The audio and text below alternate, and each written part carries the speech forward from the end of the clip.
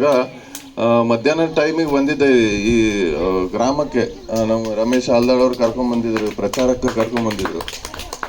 ಅದಾದಮೇಲೆ ನೋಡ್ತಾ ಹೋದ್ರೆ ನಮ್ಮ ಚಿಕ್ಕಪ್ಪನವ್ರನ್ನ ಕಳ್ಕೊಂಡ್ವಿ. ಕಳೆದ ಬಾರಿ ನಮ್ಮ ಅಣ್ಣನವರಾದ ರಾಜ ರೂಪ್ಕುಮಾರ್ ನಾಯಕ್ ಅವ್ರನ್ನ ಸಹಿತ ಕಳ್ಕೊಂಡ್ವಿ. ಅವತ್ತಿನ ದಿವಸ ಚುನಾವಣೆ ಕೌಂಟಿಂಗ್ ಇತ್ತು. ಅವತ್ತಿನ ದಿವಸ ತಾವೆಲ್ಲರೂ ಆಶೀರ್ವಾದ ಮಾಡಿದರೆ, ಆದರೆ ನಾವೆಲ್ಲ ದುಃಖದಲ್ಲಿದ್ವಿ.